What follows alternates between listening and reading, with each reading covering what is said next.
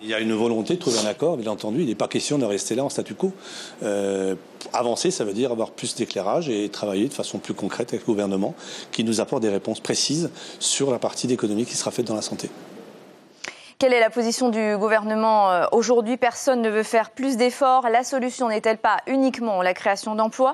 C'est la question que nous allons poser au ministre du Logement, du Numérique et porte-parole du gouvernement. Je vais lui demander de nous rejoindre tout de suite sur ce plateau. Jean-Christophe Bouissou, bonsoir. Bonsoir. Merci d'être là. Quelle rencontre entre syndicalistes? Il y en a eu déjà beaucoup. Est-ce que vous nous confirmez ce soir que le gouvernement a fait marche arrière s'agissant du report de l'âge de la retraite à 62 ans? Ce ne sera pas avant 2019 finalement. Merci pour votre question, Natacha. Je voudrais simplement dire que je suis venu pour parler de numérique, mais vous m'interrogez sur la PSG. En tant que porte-parole du gouvernement, je vais répondre, oui, avec plaisir. Il n'y a pas de recul du gouvernement. Il y a simplement des discussions qui se tiennent aujourd'hui avec les partenaires sociaux. J'ai moi-même participé avec le ministre Jacques Raynal et ses services, le MEDEF, nous confirmez que ce ne sera pas avant 2019, la retraite à 62 ans? Ça n'est pas un recul, puisque nous devons écrire les textes ensemble et que ces textes soient présentés au niveau de l'Assemblée. Vous voyez bien que les textes ne sont pas encore présentés, donc c'est forcément en 2019. On est encore en discussion. Voilà, c'est ce que vous dites ce soir. Selon le rapport de la Chambre territoriale des comptes, les dépenses liées à la PSG ont augmenté de 16%, vous le savez, entre 2010 et 2016.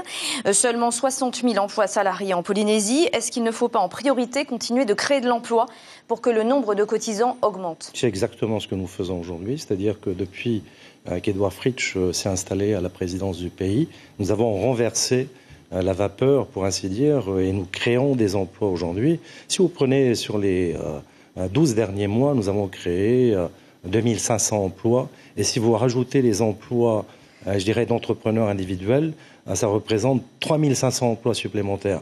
Vous voyez que nous sommes exactement sur cette voie-là et il faut continuer. 15 milliards, c'est le montant du déficit de l'assurance maladie. La CTC a dénoncé des montages qui auraient permis l'évasion sociale. Est-ce que vous avez vérifié? L'évasion sociale, je ne sais pas ce qu'entend la CTC là-dessus. Ce que je peux simplement... les non-salariés ne cotisent pas dans leur régime. Il faudra faire des efforts pour amener un peu plus de contrôle. Il y a une chose qui est sûre, c'est que le chiffre de 15 ou de 16 milliards de francs, c'est un engagement qui a été pris par le pays d'assurer sur ce qu'on appelle l'aide complémentaire de retraite, le remboursement de la CPS depuis l'époque où c'était décidé par l'Assemblée de la Polynésie française. Donc nous tiendrons parole. D'ailleurs, nous remboursons 1,4 milliard de francs chaque année. La CTC parlait aussi de cessation de paiement des retraites possibles. Début 2016, les caisses de la retraite manquaient de 70 milliards de réserves. Est-ce que vous avez l'intention d'équilibrer les comptes sociaux comme le préconisait la Chambre territoriale des comptes? C'est ce qui va se passer.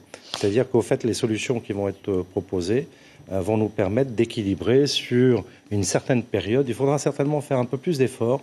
Je pense notamment sur le fait de repousser l'âge de départ obligatoire à la retraite. Je pense notamment lorsqu'on n'a pas le taux plein de cotisation. Je crois que c'est une idée qui est retenue également par les syndicats. Le pays qui veut réformer sa PSG donc pour sauver le système et qui veut aussi se mettre encore davantage au numérique. Première conférence annuelle demain sur le sujet. L'Assemblée a déjà validé le schéma directeur. Est-ce que cela va se concrétiser dans les services du pays?